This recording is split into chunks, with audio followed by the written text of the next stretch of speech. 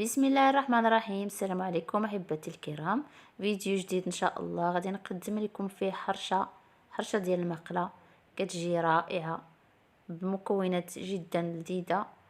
طريقه التحضير ديالها سهله وبسيطه، كتوجد في دقائق قليله. تفرجوا معايا في الفيديو حتى الاخير تشوفوا طريقه التحضير والمقادير.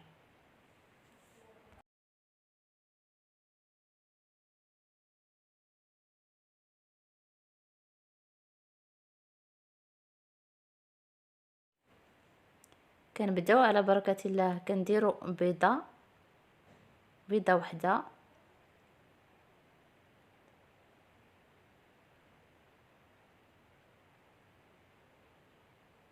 وكنديروا معاها نص كاس ديال سنيده سكر حبيبات، وساشي ديال من فئة 7 غرام ديال الفاني. كنخلطو مزيان العناصر حتى كتندمج مزيان حتى كيولي الخليط ابيض.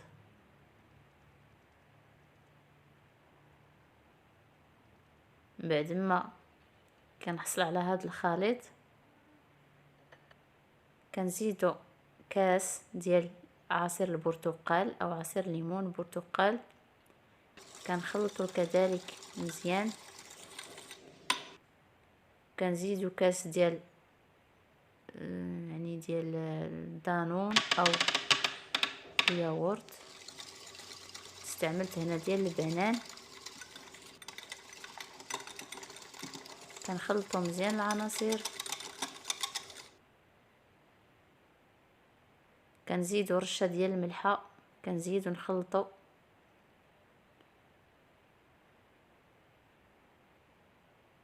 انا استعملت معلقه صغيره ديال قشور البرتقال، كيجيو رائعين في هذه الحرشه.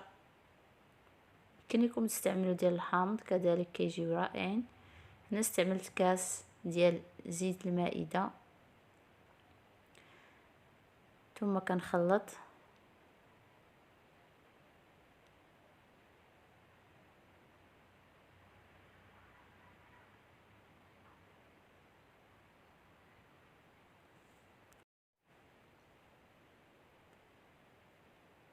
انا استعملت السر اللي كيخلي هاد الحرشه بنينه ولذيذه، وهو الكاس ديال حليب غبره. انا درت حليب غبره، درت فيه كاس عامر، كيخلي هاد الحرشه لذيذه بزاف ورائعه. بالنسبه للعشاق ديال هاد النوع ديال الحليب راه غادي يعرفوا اش كنقول. صافي كنخلط العناصر مزيان حتى كيتخلط كلشي مزيان ويتندمج.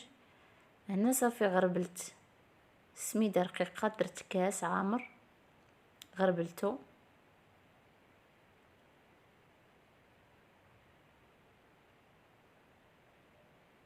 كنخلط مزيان.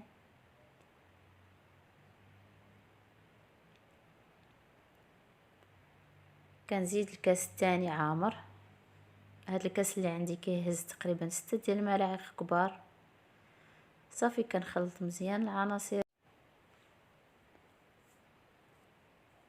صافي هنا بعد ما كلشي تخلط ليا وتجانس، كنزيدو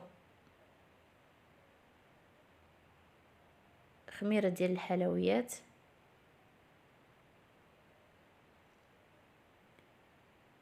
كنخلطو كذلك مزيان. بالنسبه للحرشه ديالي هنا الخليط كيولي شويه خاطر ما يكونش ماء، ما يكونش داك الخليط اللي سائل بزاف، وما يكونش تاني خاطر. هاد العبار اللي كندير انا في الحرشه ديالي كيجي هو هذاك.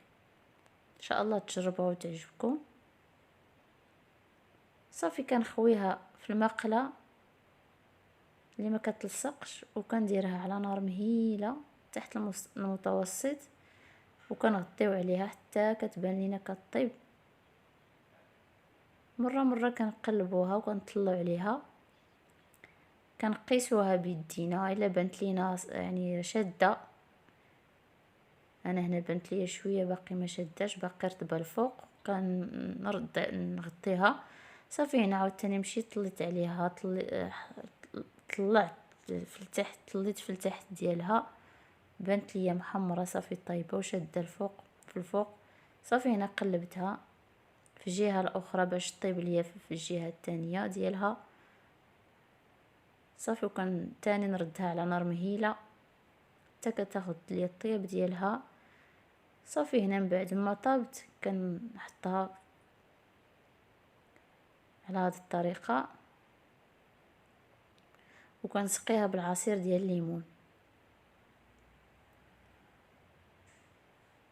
يمكن لكم تسقيوها بالعصير ديال الحامض كذلك، حتى هو كيجي معها زوين، كيعطيو حتى هو المذاق رائع. كنسقيها بواحد الكاس ديال الليمون حتى كتشرب مزيان.